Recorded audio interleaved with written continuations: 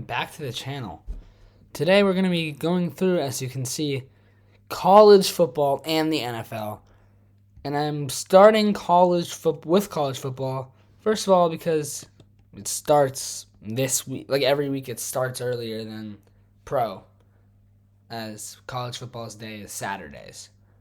And we're going to be looking at the playoff rankings as they have been released, because the playoffs will start in a couple weeks. So basically, every ranking has, every ranking except for the FCS ranking has Georgia at 1. And they just beat Oregon 49-3. Wow. And Stetson Bennett, by the way, he has looked really good all of a sudden. I mean, I know he was good, yes, but he's actually killing it this year. And the amount of yards he has is actually just below his career high, which was last year. And they still got a couple games left. He's the 8th ranked quarterback in QBR. He probably will not win Heisman, as there are better quarterbacks that are playing better. But Stetson Bennett, he's been incredible. And then the run game, we got Dejon Edwards and Kenny McIntosh and Kendall Milton, 3 good running backs. And then Blowers and McConkey and Washington at tight end. Kicker doesn't matter. Their defense, though, is actually one of the top-ranked defenses in the country, actually. Dumas Johnson and Nolan Smith with 3 sacks each. 2 picks for Starks and Smith. And 2 fumbles forced by Jalen Carter. Fumble recovered. I don't know. Their defense apparently is ranked really high. But yeah, I don't really know. I haven't been able to watch much of the games because I'm in another country. They televise the games here, but they usually put on the worst game out of them all, to be honest. And here are the rankings. So we got 1 Georgia, 2 Ohio State, 3 Michigan, and 4 TCU. So college football's playoff is a 4-team playoff. So as of now, it would be in the first round, Georgia, TCU, and Ohio State, Michigan. Wow. And those are the 4 9-0 teams. Right? Yeah, the only 4 undefeated teams left. Ohio State being led by C.J. Stroud. They won in 21-7 over Northwestern. That was a close game. They were not getting it going early. But C.J. Stroud, Marvin Harrison Jr., so all-time NFL legend Marvin Harrison, his son, is the best receiver on one of the best teams in college football. C.J. Stroud has been looking good. It's him or Hendon Hooker, I think, in the MVP race, or Heisman Trophy race. Michigan's playing great with Blake Corum already over 1,000 yards. He has 16 touchdowns. Yeah, what the heck? He's done this in 9 games. Oh my goodness. And so we're gonna go to the scores, look at what we're gonna have this week in our big games. We got 4 and 5, Missouri, Tennessee. This game's okay. LSU, Arkansas. Sanders is already over 1,000 yards running, so that's good. USC is surprisingly one of the best teams in the country. I mean, I'm not that surprised, but it is still pretty surprising. And here, these are the biggest games of the week. We have Alabama, Ole Miss. Alabama, 75% chance to win. Now, here's an interesting video that we're going to watch. It's pretty funny because Stephen A. Smith As you guys might not know, some of you might know this, but he's very passionate about the game. Do you believe that this is just a one-year thing, or do you think that the rest? I don't know why it's not letting me. Oh, here we go. Of college football has caught up to Saban in Alabama. You can never rule out a school like Alabama, as Keyshawn was alluding to, but I think college football has caught up to Alabama. I think that's really the bigger picture view. And at the Rest in peace, Stephen A. Yes, Stephen A. Stephen A., at the end of this season, when Alabama is sitting home watching the national championship, that will mark 5 years in which Alabama has one title. That is, Nick Saban was winning titles pretty much every other year, and those he wasn't winning, he was in the championship game. But Stephen A., I'm going to go back to, I think it was April, because I know that you had a long conversation with Nick Saban, because he called me the same day. All right, well, this guy in the middle he's the top, his name is Paul Feinbaum. He's like the top, ESPN's top college football analyst. So they put him on this video, and here. And was not happy because I was not as sympathetic as you were. And that very day, he's spending time calling you and calling me. He should have been out grabbing players. And you know the player, Keyshawn, that may have cost Alabama this entire season? He's residing in Southern Cal. Jordan Addison, the Biletnikoff winner from Pittsburgh, was close to Bryce Young, and he was considering going to Alabama, but you can tell me what happened, why he ended up choosing Southern Cal. I can't tell you anything. There may be, I don't know, quite a few. Let me get some dollar bills out. But I think that one player may have been the key to this season. Yeah, and that's why the portal this is so blasphemy. important. This is blasphemy, Keyshawn. This is blasphemy. How dare this man come on national TV, the mouth of the South, and speak in such blasphemous terms about Nick Saban? It's 1 year. It's 1 year. I mean, this is a man that's the greatest coach in the history of college football. In 1 year, you gonna do this? And y'all evidence is what? They had 2 last-second losses over the last 3 weeks, and that's it. No. And that erases 15 years of unprecedented dominance. How could you do this? I mean, this is the kind of blasphemy that I can't take. All of you guys lean on history. You talk about a track record, a resume, and then we just gonna throw all of that out of the way because of 2. Yeah, okay. So, that's Stephen A. Smith right there. And he does have a point, like, all right, Feinbaum's point, I get. Like, he's saying that Alabama's done. They might be done for this season. I don't think they can win the national championship this year. But, like, they're still a great team. And, yeah, they got a long way to go. So, and they've been dominant for so long. Like, Stephen A. Smith's right. Like, they've been dominant for so long that after this one season where they have 2 losses, they're not done. It's just their program is losing its ground. Like, they don't have the same level players that they had before. Like, here, wait, let me go to the scores. Like, okay, yeah. But the big games this week are Alabama, Ole Miss. That's going to be big. Bryce Young is the quarterback for Alabama now. And there's also Tulane versus UCF. I swear they literally... Oh, no. Oh, Washington just got put in the top 25. Wow. So Washington, Oregon with Penix. Oh, my God. 3,232 yards already for Penix. And then we got TCU, Texas. So we got a couple really good games. But what Stephen A. Smith was saying about Alabama, like, they're the 9th best team in the country this year, right? And usually they're better. Like, usually they're top 4. They're probably not going to make the playoffs this year. And that is because, well, let's look back. Let's see, 2021. They had Bryce Young at quarterback again. Brian Robinson Jr. at running back. He was the guy who got shot in Washington, D.C.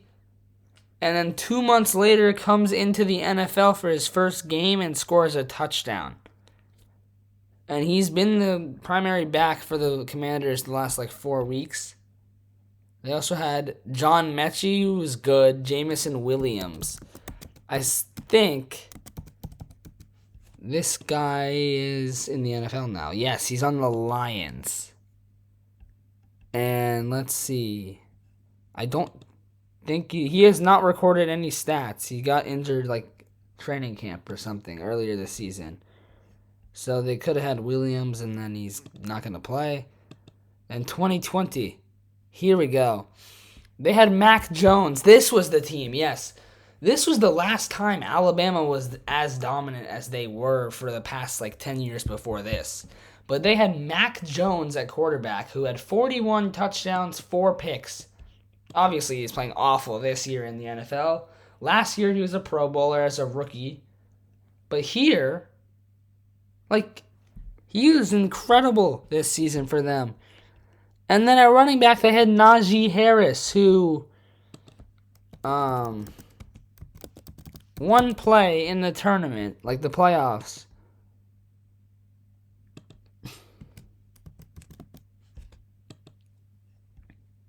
Where is it?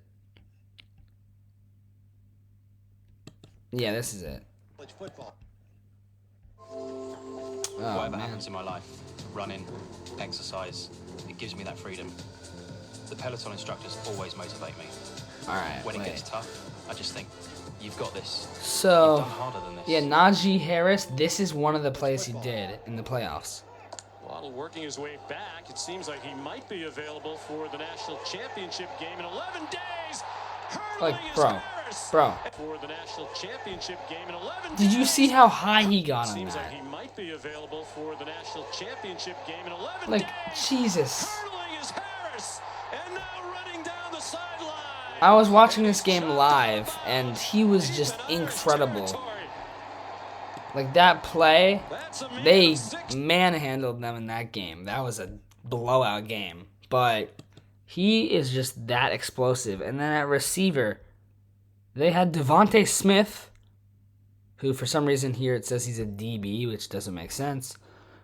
John Mechie, who I think he's... John Mechie. Is he in the NFL? He's in the Texans. Wait. He's Canadian, born in Taiwan. That's actually interesting. But has he done anything? No, he got injured before the season started. So both receivers that they had last year got injured. Then 2019, Tua was the quarterback. And also his brother was on the team as well. Tulia Tagovailoa. And then they had Devontae Smith and Jerry Jeudy and Henry Ruggs. And Jalen Waddle all on the same team. And Waddle wasn't even the main guy. Oh my goodness. And then 2018, they had Tua and Jalen Hurts as the backup. And then Damian Harris and Najee Harris, as well as Josh Jacobs. Oh my goodness. They had Jacobs, Harris, and Damian Harris. Oh my gosh. And then Irv Smith was the tight end on this team. Look, this team's offense was dominant, as well as their defense. You don't understand. This team was one of the greatest teams I've ever seen for college sports. Calvin Ridley was their receiver. All these guys are big name players in the NFL now. Derrick Henry, Kenyon Drake. Yeah, O.J. Howard, Calvin Ridley. Bro, what the... 2016, Jalen Hurts was the quarterback. Damian Harris, Ardarius Stewart, Calvin Ridley. Their teams were stacked, honestly. And, yeah. This is the biggest game in my opinion. So let's see what the ESPN people have to say about it. Texas TCU. I think now that the calendar has turned to November that we are less likely to see a disinterested Georgia as well. And it could well be that it wouldn't take very long before the Mississippi State players are wishing perhaps that they could find a shade tree and a fish sandwich and some lemonade. What? Sit around with their significant others. That was another all-time Leach rant in the post game too. Which, all right, what is this guy even going on he's about? a gift that keeps on giving, whether it annoys you or doesn't. I mean, it's it's so hilarious and bizarre. And he even said he was working on trademarking his cough. How about him wanting to clear out the athletic department when John Cohen left? Did you see those? Yeah, I would understand what they were saying if I lived. He said something about Cohen. I would understand what they were saying if I still lived in the U.S., but I don't. I can't follow these stories as much because it's happening in another country, and they don't report about it here, obviously, because the sport isn't universal enough. Like, college football is barely watched here. Pro football, actually, people do watch. Like, there's statistics that I could go on about that prove that people do watch it here. But it's not, I mean, obviously it's not the biggest sport. I still don't get every news update about the NFL. But I do watch almost every game, so that's the thing. But college, it's hard to keep up because there's nowhere to find any news about it except for ESPN looking at the stats, and then there's not. They only report the biggest stories, really. So I don't know, but yeah. Yeah, they could use to clean out a few other people out of there too.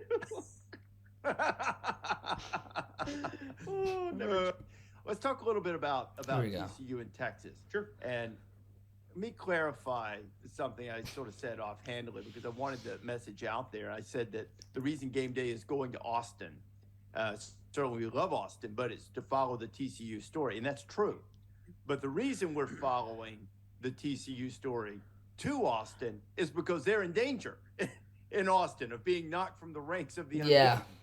Texas is good. And the other interesting aspect of it is that Big 12 race is so competitive, and because of what's in front of both teams, there's a really good possibility that no matter how the game turns out, that we could see it again in the Big 12 championship game. Because even if Texas loses, I think they still play Baylor. They only lose the head-to-head tiebreaker anyway to Oklahoma State. And the way Oklahoma State looks right now, well, I don't think they're done losing. It certainly doesn't look that way at the moment. They've fallen off a cliff. Yeah, they really have. So the reason we're going Oklahoma there is to follow State? the TCU story. What do they even But have? because the TCU story is going to be challenged to such a degree that the early line, at least, has Texas as a touchdown favorite over the undefeated number 4 team in the country. So, I mean, that's knows a something. huge story. Yeah, that is big, actually. So, do you think the people who know something are correct? I mean, it would not surprise me at all if TCU lost. I think it is. Yeah. I mean, it's obvious with the spread where it is. It's hard to say with any conviction that Texas is just going to roll over because they have the best tailback in the country. They have one of the 10 best receivers in the country, and they have a quarterback whose talent is as top 5 in the country. So Texas, when you have those things, now look, they have issues. They have issues at right tackle. Well, that's probably why they're not winning every game. But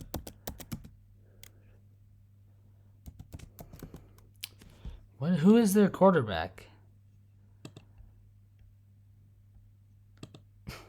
Quinn Ewers?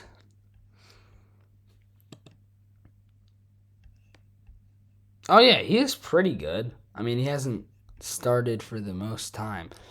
They're 6-3, and let's see why. Why are they 6-3? They have Bijan Robinson.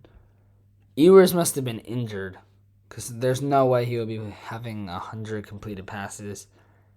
Yeah, this team is good. It's just their quarterback was out.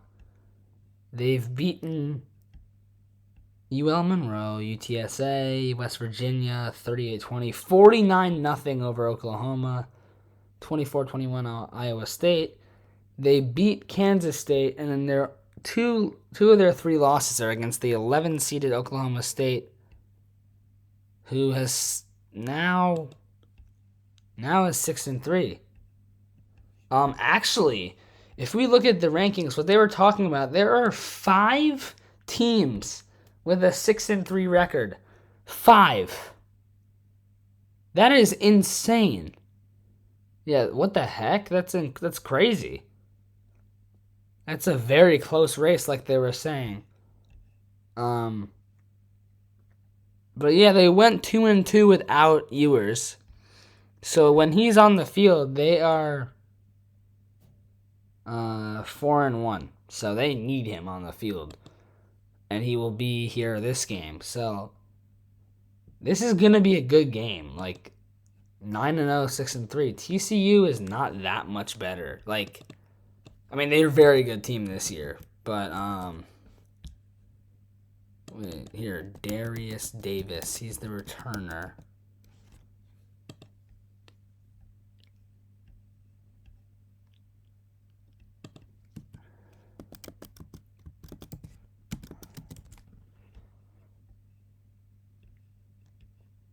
Here we go. This is what I was watching this. This is one of the only games I watched, but the first quarter and first half of the football game.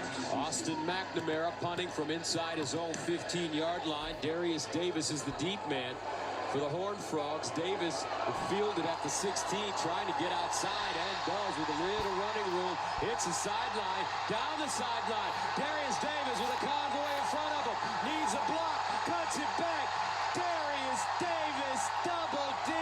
man. Touchdown, Horned Frogs. I like how he called him Double D, but yeah, that's a good that was a good run.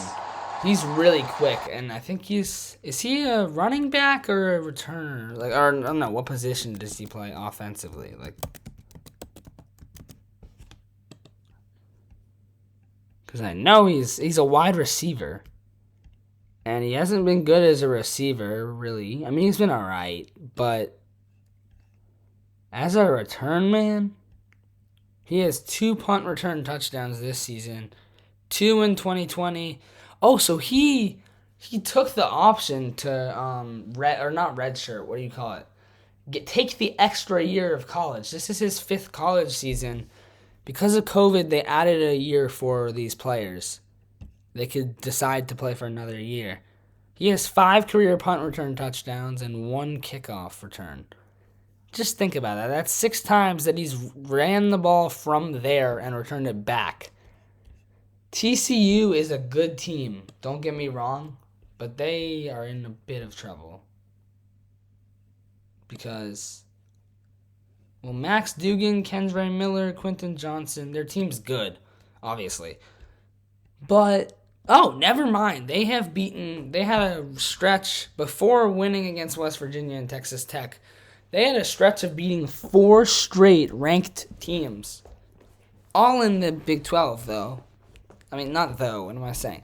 All in the Big 12, but 4 straight teams in the top 20, actually.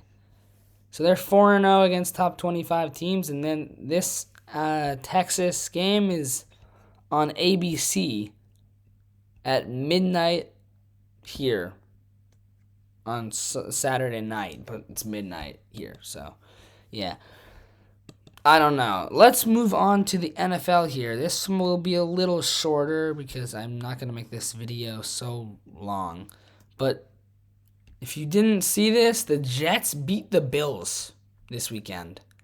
And this guy is one of the reasons why. Just look at what he's done. A big part of the Jets' 6-3 record and a top 10 defensive rating is the rookie, Sauce Gardner, number 1. He's my choice for the Defensive Rookie of the Year. And it started week 1 when he takes this over route from Mark Andrews away for a potential touchdown. He's been doing it all year.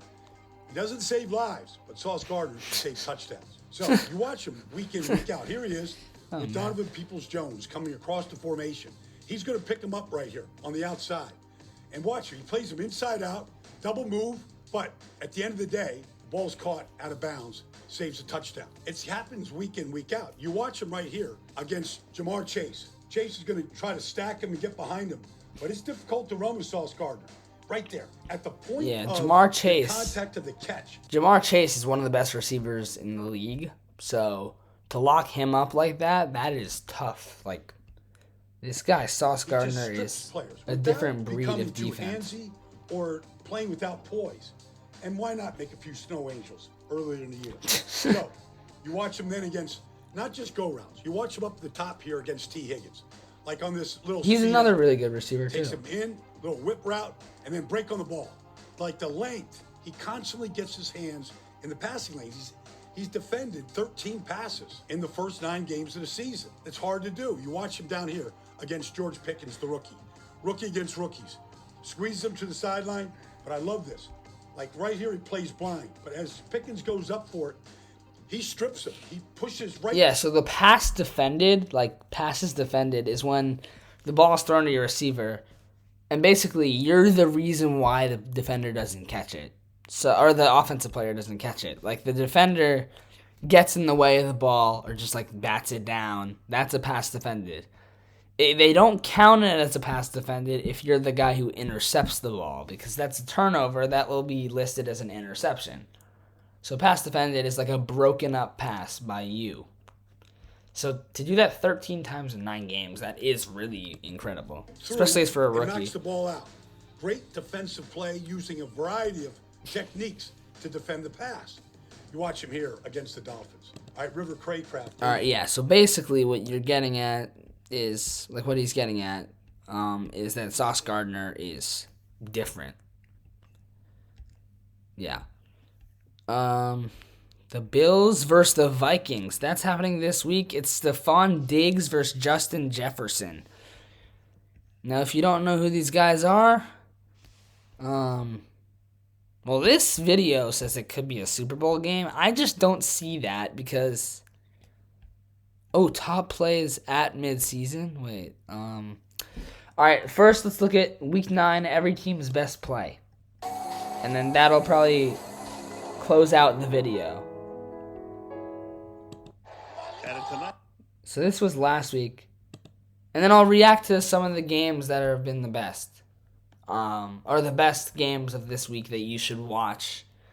Even if you don't like this sport, just if you want, just check in the scores and stuff. I don't know. Like it could be interesting. I don't know. But yeah, just try to watch it if you can. And yeah, here we go. Let's get into this video. First down. Pierce again. Oh man, yeah, Dameon Pierce. Pierce. Oh my. Oh, yeah, he's a rookie as well, and he's running the ball like crazy on offense. The Jets had this guy, Breece Hall, same position. He's a running back. He was even better than Dameon Pierce, and then he tore his ACL, so he's going to miss the rest of the season. But he was on a tear. In the game where he tore his ACL, he had a 62-yard run on the second play of the game for a touchdown. Like, he was dominant in the first, 7 weeks, I think he played, and then he got injured. But, yeah, the Texans are the worst team in the league, so this is still not the best. Eagles are undefeated as they won this game. So time, throws, touchdown Brown. That was the best. That was the best play of the game. The Eagles though they are 8-0 and probably are gonna go 9-0 because they play the Commanders this week. But their schedule has been extremely easy. The best team they played is now 5-5 probably. Their schedule has been extremely easy. Yeah, and let's go to the Chargers. Mariota, complete, London. Oh my gosh. Bro. London had it stripped, and it's brought back across the 40. Wow, what a play. He literally just took the ball out of his hands. 50-yard line, what a play. Oh my goodness. Patterson picking up 16 yards on the first 2 plays. Here is Algier. Across midfield, another first down. He's also a rookie, by the way. But Tyler Algier. Brought down at the Chargers. Wow. 15-yard line. He gains 44. That was a good run, too. Also, Justin Fields, he was playing awful football up to 3 weeks ago, and now he's actually probably one of the most fun quarterbacks to watch in the league right now. Like, honestly, he's running the ball for like 120 yards a game as a quarterback. Look at this. Now he'll accelerate to get the first down and break tackles, and he's off to the races. Oh, he got a terrific block down there by Mooney. He's in for 6. 61-yard touchdown run by the quarterback, Justin Fields. Yeah, he's playing great. So sad that they're 3-6, but he did start off awful. So, yeah. Oh my goodness!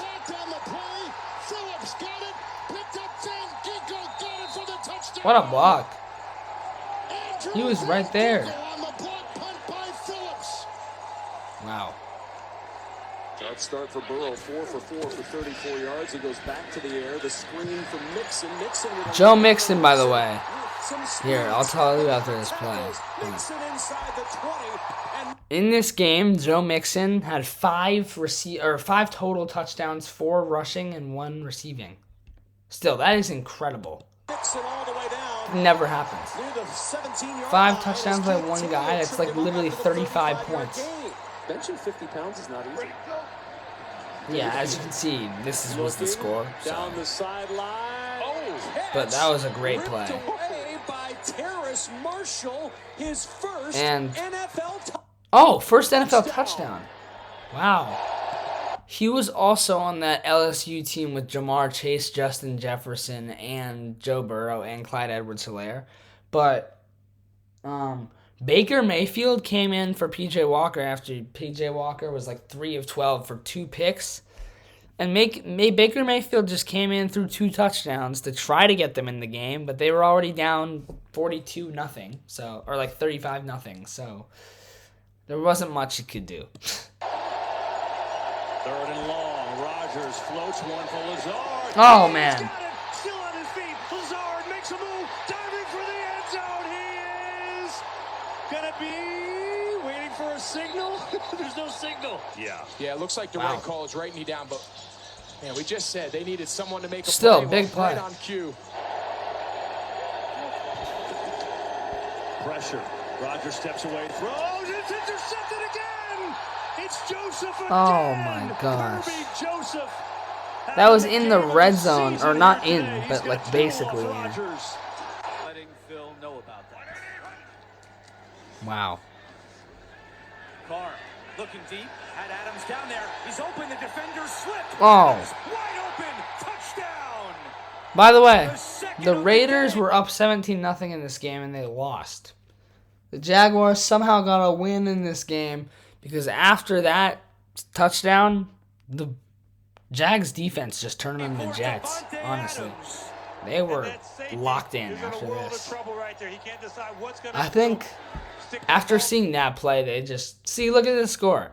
But seeing after that play, they just saw like they can't afford that kind of coverage. That was awful coverage. And like, look at this. Instead, they flick it to Etienne at the 5. Cuts it wow. Touchdown. And the Jaguars. Yeah, he's one of the best backs in the league right now. He's just playing great football. The rest of the team's not that good, though. Wait, what did I just say? 9 sacks for the Patriots defense in this game. What the heck? They're playing the Colts, though. That kind of makes sense. Oh, my gosh. Oh, my goodness. Yeah. Patriots defense right now, they are locked in. And that's the only reason why they're actually good, as well as their running backs. He got the hands, the fingertips. Wow. Jets still giving the Bills a game right now, tied up in the 4th quarter, right? That pass to the near side. This is Kendrick Bourne. Oh! Football. Wait, what the? And he got it back. Or the Patriots got it back. That's J.J. Taylor. Well, that's good hustle. Then why is that a good play if they didn't even get the ball back? Isaiah Rodgers, who comes in there and makes the tackle on Bourne. And all right, so the Bills are next. Possibility here. And it is. Wow. Oh. Josh Allen. Yeah. He was awful at throwing the football this game, but he ran the ball really well. They just need to get him some help right now. They didn't use Diggs well, though, so that was on them. But the other weapons, they're not, like, they don't have them besides Gabe Davis, but he's on and off. Like, they got to get someone else. I don't know. Josh Allen does it himself, 36 yards. Yeah, he's really good. 2nd and 17. Allen has time. Intercepted. Sauce Gardner's got it. Oh, my goodness. And the Jets are in business inside. Yeah, Sauce Gardner. What a read by Sauce Gardner. Yeah, Mark, you do get credit for not turning it over, and they haven't so far, as Heineke avoids pressure and heaves it deep. Wow. Samuel, the official. Oh, my gosh. Oh, yeah. And that's a touchdown, because if you're running and you don't get touched when you're on the ground, like if you don't get tackled when you're on the ground, all the defense has to do is touch you to get you down. But he never got touched, so you could just look at this. And an official, but Samuel See? made the catch. One official is saying he's in for the touchdown. Hockenson, Mark, is in motion. Like he never got touched, so he just walked, like, rolled in. Floating one for the end zone, and Jefferson Wow. pulls it in and hangs on for a touchdown, Vikings. And he's giddy over the gritty. From the 15-yard line, Seattle begins this drive with a play-action fake and a throw to Noah Fant. Oh, wow. First down. Noah Fant. He hasn't... Oh, my goodness. He hasn't done anything like that in a while. Tennessee's starting to hit that. By Zaven Collins. Smith. Oh. What a play by Zaven Collins. Wow. And this game is flipped. Arizona with a defensive That's touchdown. crazy, actually. What a play. To lead the league. So we're almost done with this video. Said they ought to take the C off his jersey. And... Stafford fires it downfield. Oh, man. What a line drive pass, bro. Touchdown. Oh my goodness, this is an incredible throw. With Vita, you've got 3 plays. If you throw quickly, This was the play of the game. They're at the... Oh, wait. There's 13 seconds left. Brady fakes to Fournette. He throws. It's caught. It's in for the touchdown. Wow. Yeah, they had to make their way all the way down the field in like a minute to do that. And this is the power of Derek. Never mind. It is a throw to get Willis in the game. Oh my gosh. Tight end, Chig Okonkwo on the run. Okonkwo all the way to the 34-yard. Wait, how did you get through there? We said the explosive Titans offense on display. Are you kidding me? Yeah, the Titans play a great game, but this is Patrick Mahomes, so... He's got to be kidding me. Like, look at this guy. He's just that athletic. Like, he's... Mahomes isn't fast. That's the thing. He's not a fast player. He's just that athletic that he can just get past everyone. Because, he, like, look. Not many people can do this. Like, you see what he does with his legs to get past that guy? 3 third-down conversions all game for the Saints. Still looking for their first touchdown. Humphrey was coming on a blitz. Juwan Johnson. Oh my gosh. Wait, he never stepped out. He never stepped out. They didn't get him. It looks there like it might be on it, but nothing down the line. It's just hard. You know, you don't see. Yeah, he's not even on it. Wow. Jackson looking to throw. He does. He's touchdown, Ravens. That was not even a great play. That was just like smart offense. Yeah, alright. So, thanks for watching, and we'll see you guys next time. And let's go Giants. Let's see who the... Actually, wait, I forgot to look at the best games of this week. So this is in Munich. It's going to be a good game because Seattle's good this year, but Tampa is still Tampa. They can still turn it on at some point. And then Bears-Lions is just like a good offensive game. Bills-Vikings, 6-2, 7-1. Probably the best game of the week. And then Giants-Texans. The Texans are bad. Rams and Cardinals are all right. Packers, Cowboys, Eagles, Commanders, Niners, Chargers. And yep, thanks for watching, and I'll see you guys next time. Bye.